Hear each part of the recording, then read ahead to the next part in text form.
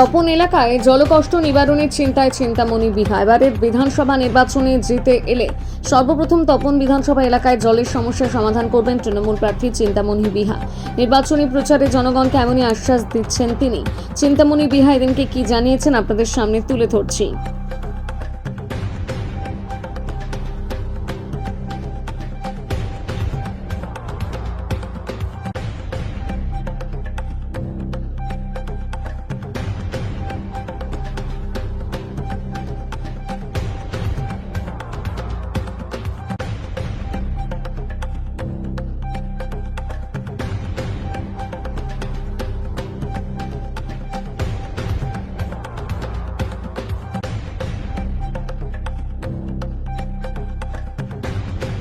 দিদি, এই যে প্রচারে বেরিয়েছেন, কেমন সাড়া পাচ্ছেন?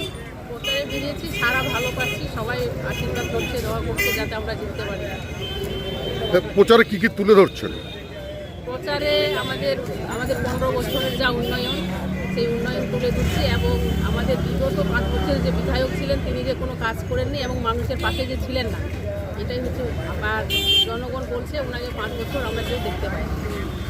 আপনি জিতে আসলে আপনি এই তপন বিধানসভার জন্য কি কি করবেন?